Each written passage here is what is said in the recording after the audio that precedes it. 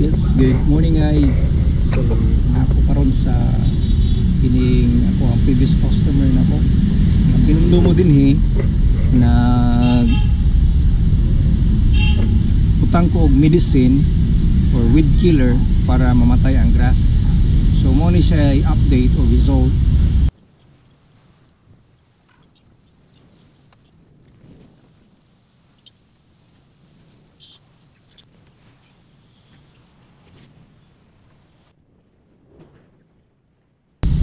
Weed killer. So positive ang result. So patay gyud ang iyang mga sagbot niya. So every niya makita ninyo. Okay, so ang problem diri kay ang saluyo negative. But I think tungod siguro to sa kining naglain ang panahon, medyo lower man ang area god. So tubo gid siya, green gilong tayo. So tanaw na to dito. So kita to dito guys. So mao sa result last year sa katong grass cut na ko. And then after a week gibutangan ako siya og weed killer.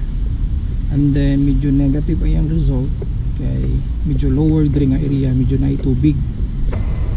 So I don't know kay sa tubangan patay good ang mga weeds dito sa tubangan, but diri nabuhi man. So medyo doon ay negative result. So akong gibalik ko diri today to 2024 kay akong sprayan pagbalik og weed killer.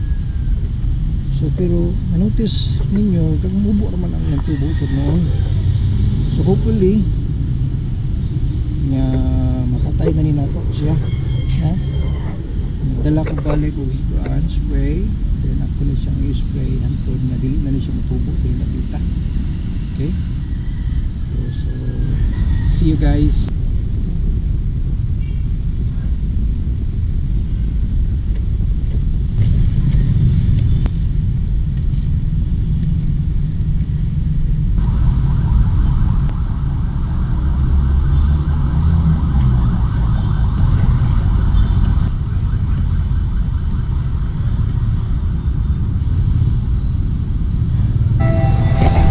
So guys, na humana na ako og spray ang weed killer, and I hope na take effect siya. So 2 to 3 days hopefully take effect siya din and then na-clear out ako ng area ko. Kaya last time na spray ko din since dito lower man dito ang area, lower tayo siya. So tendency ang tubig niya mataas ng tubig amo yes may tubig niya magsundo, makita niyo mag-moist siya o na siya ang black soil niya. So moist siya, tendency may tag on that may epekto ang spray o nang ang tubig siya ang mga weeds na din nakita ng area. So hopefully ma-resolve.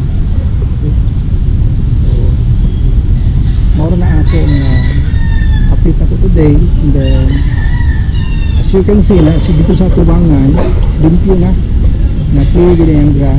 Then hopefully ma-ask ko sa customer na ma-check ko sa area para mabawa na ko ang result ko, namatay na bagay ang grass niya. So through sa atong medicine. Okay, so thank you guys, see you sa akong next video.